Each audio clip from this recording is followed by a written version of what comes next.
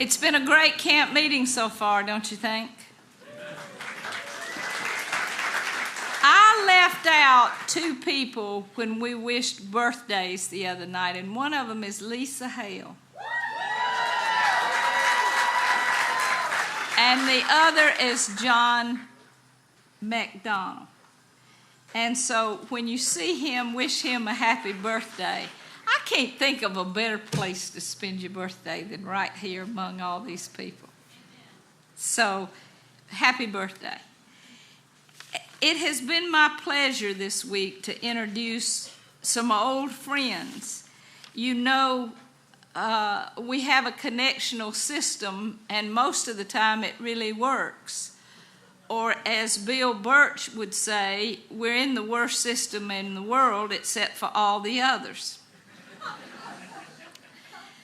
Mark Westmoreland was serving the Fayetteville First United Methodist Church when I was at the Inman First United Methodist Church. And so we served together in the LaGrange district. And it was a pleasure to be with him and work with him. We even started a lectionary group. And I just loved it the days that Mark came because he had the brightest ideas and the most creative spirit about him. And it was a good group, and it helped us to be better preachers. So I'll always thank Mark for that. He is an ordained elder in the North Georgia Annual Conference, serving right now at Hamilton Mill United Methodist Church, where he's the senior pastor. Some of his folks were down here last night, and I think there's more down here tonight. There they are.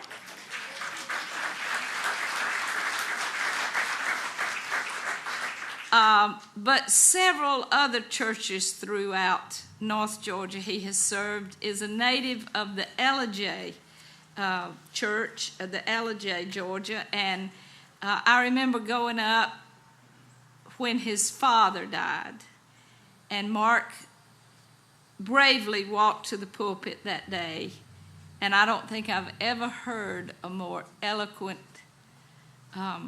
rendering of someone's memories of their dad than that. As a matter of fact, I've stolen several of them several times when doing funerals. So I won't waste any more of his time. We'll bring him forward to offer us a word from God tonight. Thank you, Royce. Well, first, my thanks to Royce for the kind words. I'm going to thank the beautiful musicians tonight too, and Bill Childers. I was with you on every note there, Bill. Every note. There was one time in Blessed Assurance when I went on past and circled around and got back to you at the chorus, but I can't sing like Bill sings. But it's a joy to be here. I appreciate the kind words that Royce spoke for me. But you know, she's good. Royce is good. The woman, you know that by now. I mean, she's been auditioning for you for 12 years at this camp meeting. And now you know. I will say this right off the bat. No one will work harder than Royce Stowe ever in a church. And she is an incredibly pastoral presence. Well, she said that she came up to Ellijay to go to my father's funeral. And that's a pastor who's willing to do that. And I've never forgotten that. And I will always carry that with me. And thank you for that. But she's good. You know, she's going to do a great job. And notice how she said very subtly when she was talking, it's been a great camp meeting so far. That was just a little signal to you that I'm sure you picked up. But the truth is, I have been here. Many of you will remember with great fondness, I am sure, that I preached here. I preached at camp meeting back in the 1990s when Mike Long was here as pastor. God rest his soul. He's now a DS. And I preached then, and clearly it made, a tremendous powerful impact, because a scant 20 years later, you have invited me back. So I'm moved by that, and I know scheduling can get complicated. It can get complicated sometimes. So I'm going to take the liberty. I'm just going to be bold enough to go ahead and just pencil myself in for June 2037. So if you can, I think we can all agree on that. My text tonight it's a long passage. I realize, for an evening out, we're sitting out here, it might seem like a long passage, but it's such a great story. And it's from the Old Testament, one of the wonderful, magnificent Old Testament stories from 2 Kings. And it's the story of Naaman, the great general. And I'm going to begin at the very first verse of chapter 5 in 2 Kings. Now Naaman was commander of the army of the king of Aram. He was a great man in the sight of his master and highly regarded because through him the Lord had given victory to Aram. He was a valiant soldier, but he had leprosy. Now bands from Aram had gone out and had taken captive a young girl from Israel, and she served Naaman's wife. She said to her mistress, "If only my master would see the prophet who is in Samaria, he would cure him of his leprosy." Naaman went to his master and told him what the girl from Israel had said. "By all means," the king of Aram replied, "I will send a letter to the king of Israel." So Naaman left, taking with him 10 talents of silver, 6,000 shekels of gold, and 10 sets of clothing. The letter that he took to the king of Israel read, "With this letter I am sending my servant Naaman to you, so that you may cure him of his leprosy." As soon as the king of Israel read the letter, he tore his robes and said, "Am I God? Can I kill and bring back to life? Why does this fellow send someone to me to be cured of his leprosy? See how he's trying to pick a quarrel with me?" When Elisha, the man of God, heard that the king of Israel had torn his robes, he sent him this message: "Why have you torn your robes? Have the man come to me, and he will know that there is a prophet in Israel." So Naaman went with his horses and chariots and stopped at the door of Elisha's house. Elisha sent a messenger to him. "Go wash yourself 7 times in the Jordan, and your flesh will be restored, and you will be cleansed." But Naaman went away angry and said, "I thought that he would surely come out to me and stand and call on the name of his Lord, the Lord his God, wave his hand over the spot and cure me of my leprosy. Are not Abana and Pharpar, the rivers of Damascus, better than any of the waters of Israel? Couldn't I wash in them and be cleansed?" So he turned and went off in rage. Naaman's servants went to him and said, "My father, if the prophet had told you to do something great, would you not have done it?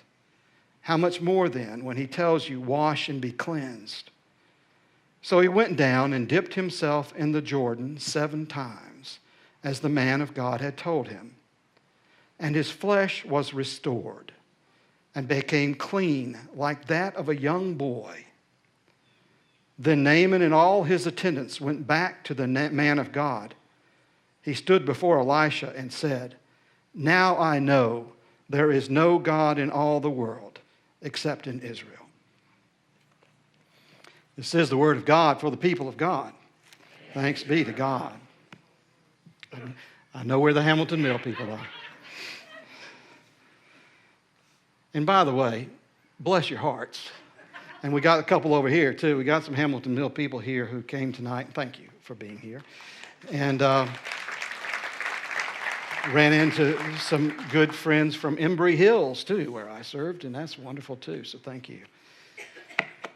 So, we've got this long story of Naaman.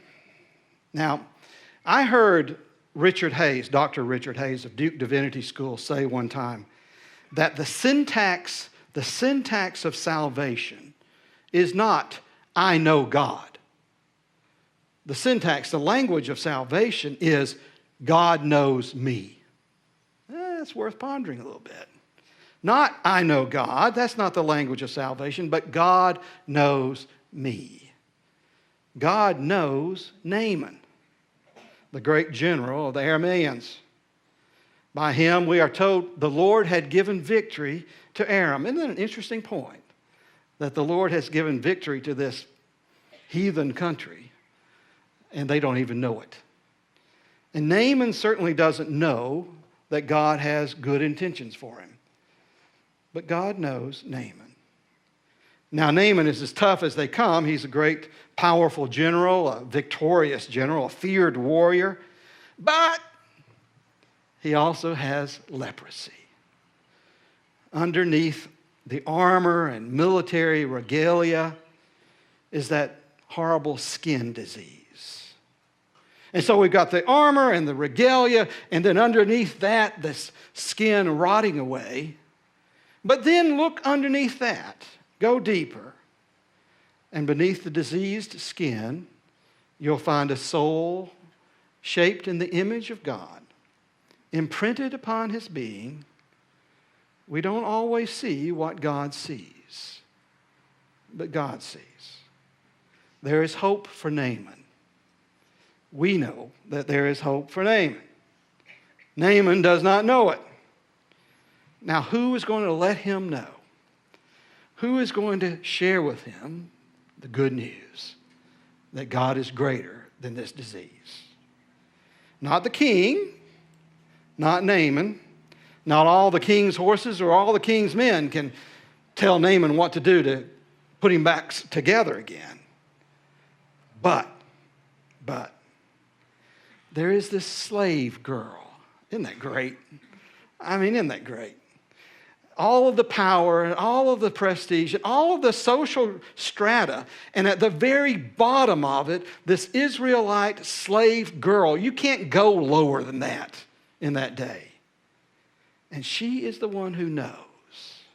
Captured during a raid in Israel, serving Naaman's wife, the message that will bring salvation to Naaman comes with all of the flourish of a whisper at midnight. A young girl, nobody, a young girl speaks God's truth. If only my Lord were with the prophet who is in Samaria, she says. Well, in the halls of power, sound and fury signifying nothing.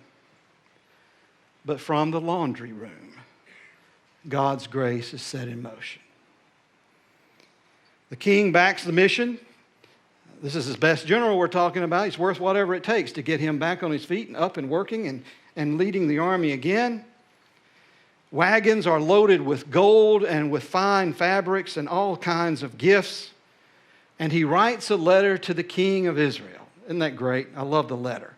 I'm sending all this to you along with my finest general. All I ask is that you cure him of leprosy. Right. You can understand why the king of Israel responds with gnashing and wailing and ripping of clothes.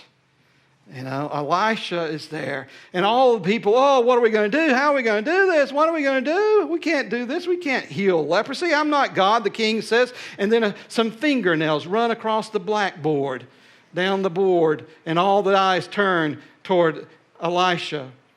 No, actually, that's from Jaws. I think that's Quint who runs his fingernails. But they look toward Elisha, and Elisha speaks those simple words. Tell him to come to me. Tell him to come to me, and he will know that there is a prophet in Israel. So chariots and horses and guards, and I'm guessing a few buglers and some drummers show up in front of Elisha's house. You know, imagine the neighbors. Honey, something going on over there at crazy Elisha's house again. What? Well, I think it's an army. Over there. They're probably impressed. Everybody who sees this coming toward Elisha's house, oh my goodness, look at this. But Elisha doesn't even walk outside. Isn't that great? If I could just be a tenth as cool as Elisha. He lowers his newspaper and says, tell him to go dip himself 7 times in the river Jordan, and he'll be healed. And he goes back to the sports section. They tell Naaman, and he almost misses it. You notice he almost misses it. Naaman almost walks away. But they convince him, give it a try. Give it a try. All right. So he goes to the Jordan River. Well, first he has to get off his high horse and walk over to the river. And then the great and mighty warrior has to take off his armor. All right? He has to strip down. It's a big moment. It's a big moment when the armor comes off. Everything changes when the armor comes off.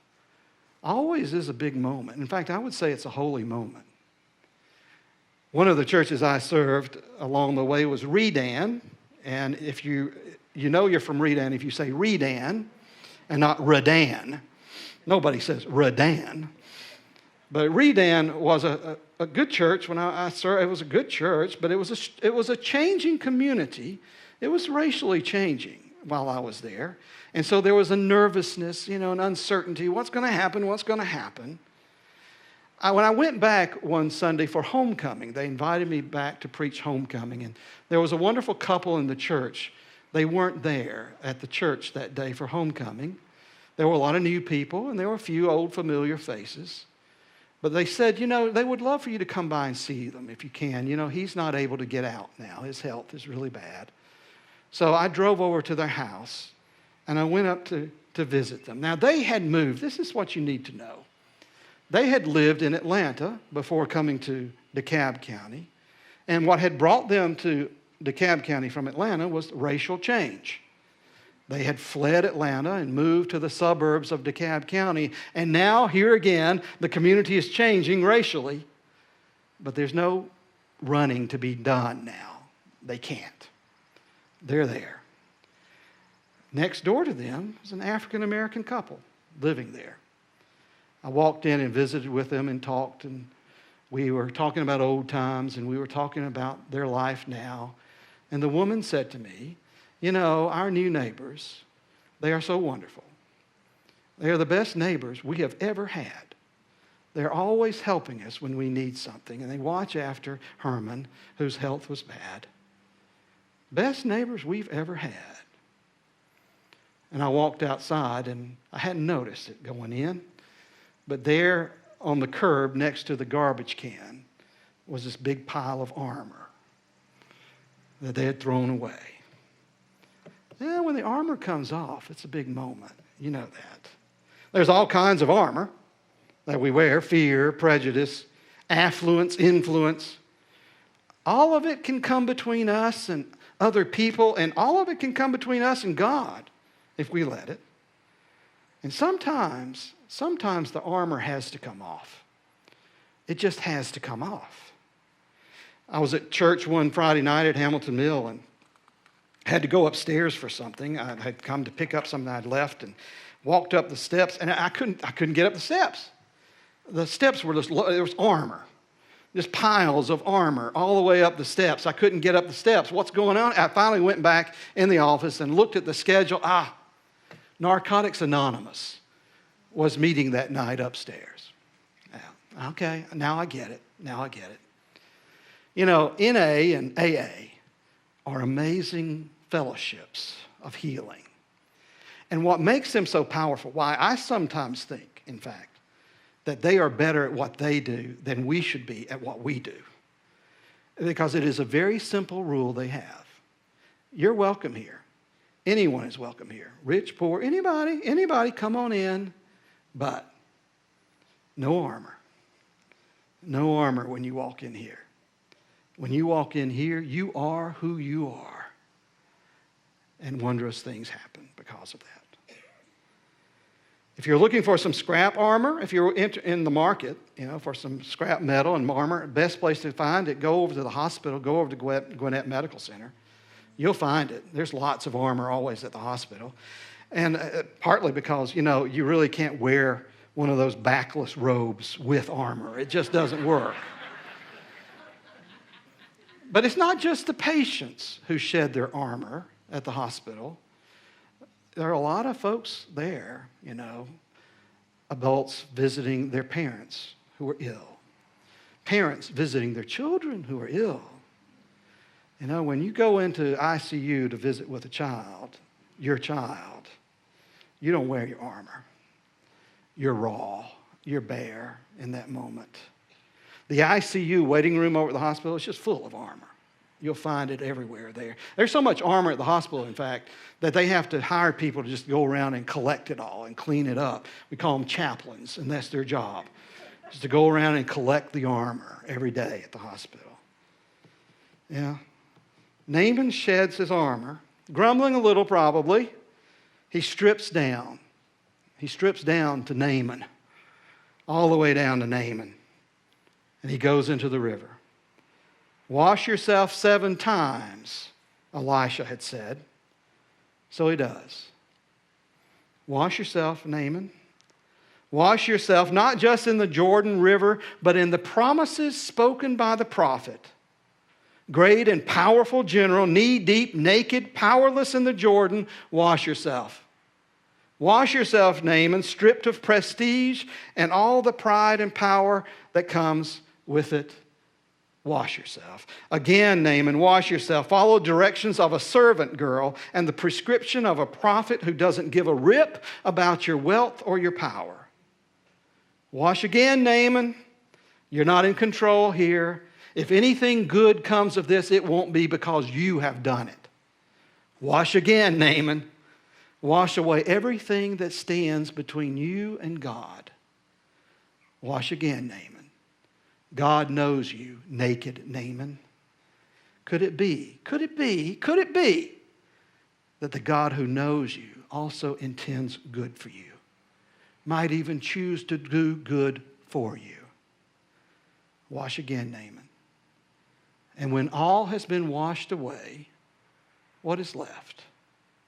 A leper and a child of God. Naaman, by the strange and wondrous grace of God, by the grace of God, Naaman, you are healed. And when Naaman came out of the water that day, everything was changed. He was like a child, the Bible tells us. And we're not just talking about his skin. He was new. Then he returned to the man of God, and he and all his company. He came and stood before him and said, now I know that there is no God in all the earth except in Israel. That Jordan River is something. I mean, that's something. It's the river of grace, I guess. I think I'd call it the river of grace. It's where Naaman finds his healing. It's where John called out all of the residents of Jerusalem, all the people of Jerusalem, all the powers that be, and said, be baptized, repent of your sin. It's where Jesus began his ministry, the River Jordan. Quite a river. That's a pretty good river. But as rivers go, it's really not that much to look at. It's just a river, water, and the grace of God. And that's what makes it amazing. But the interesting thing about that river of grace, that Naaman stepped into and that John stood beside and Jesus was baptized in, the interesting thing about that river of grace is that it winds around the world and through time until it finally runs right down through here. That river is right here, right now, tonight. So do you need to bathe in the Jordan? Do you need to be cleaned? Do you need to be made new? Well, does diving into God's grace sound like a good idea tonight? Then you got to take it off.